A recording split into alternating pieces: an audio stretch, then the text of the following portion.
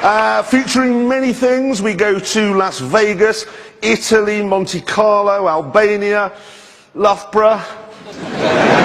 But we start tonight with General Motors, which is a big company in America. Now, many people say that last year they stopped making the Hummer because it was too big and too silly. However, Richard Hammond says the reason it's gone west is because it wasn't big or silly enough.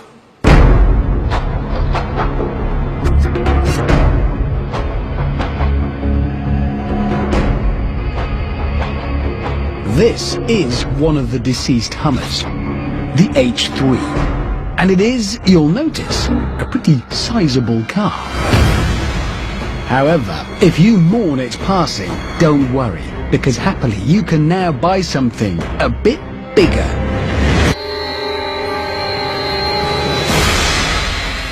It's called the Marauder, which is quite a scary sounding name. But hey, Buttercup didn't feel quite right, so hey, live with it. Can't imagine it ever having one of those Christian fish symbols on the back bumper. The Marauder, which is built in South Africa, weighs 10 tons. It's also 21 feet long and 9 feet high. So in traffic, it does tend to stand out a bit.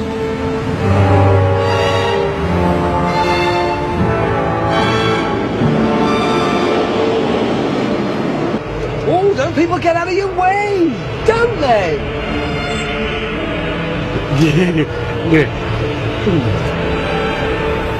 So what, you do get some people telling you about how they feel a bit nervous in Johannesburg. I don't. No, I don't.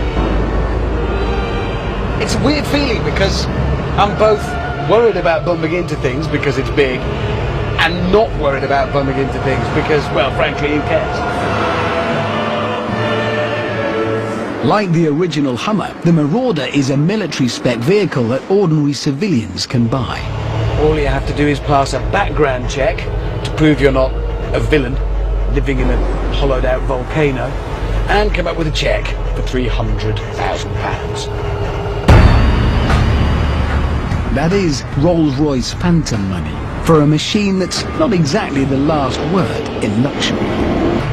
Take the back seats, for instance. There are 8 of them, which is good, but I don't think you'll be renting this out as a wedding car any day soon. And as for the dashboard, they've clearly decided not to go for the walnut and leather option on here, partly because they need to leave room for all the switches, partly because the wood might clash with the wood on the machine guns. Yeah.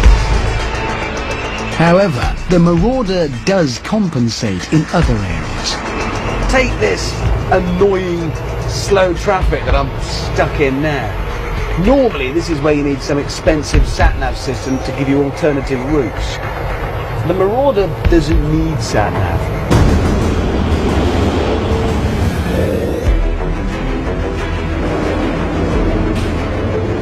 There you go. There you go. Oh yeah. It really does control its immense weight very well. Yes! It really is like off-roading quite a large building. Right, now. Oh, that gap's big enough. It is now.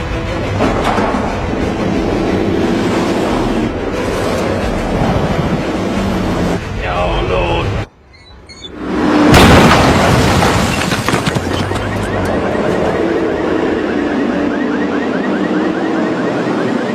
This is a good town car.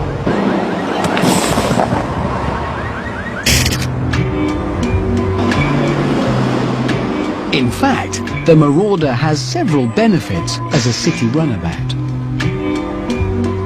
Imagine, for example, that you nip off to get a coffee, and this happens. Oh, that's not nice. No. Now, normally, the tow-away people leave you powerless and penniless, but not this time. The Marauder has got 290 brake horsepower, and a top speed of just 70 miles an hour, which admittedly isn't brilliant. However, the torque figure is astonishing. 1,100 newton meters on it, which is a lot. And that makes it pretty good in a tow-away tug of war.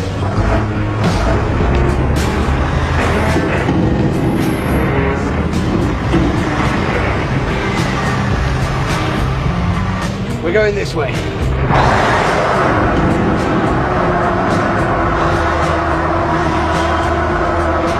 Yes, there you go. Another everyday irritation. Popping into the supermarket and coming out to find yourself blocked in. Again, no problem for the Marauder thanks to its vertical climbing system. Low range, four-wheel drive, diff lock, put it in drive, handbrake off.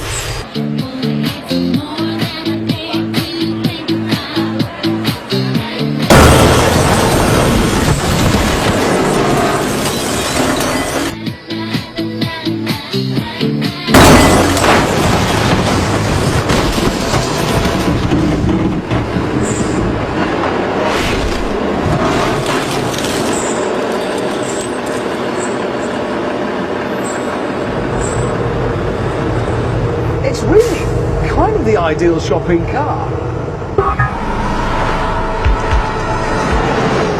But let's not get carried away. Because, like everything, the Marauder has its weak points. Visiting a drive-thru, for example. Now, normally, at about this point, you'd roll down the windows and get ready to say, cheeseburger and chips, please. But, the problem is the Marauder's windows are, you know,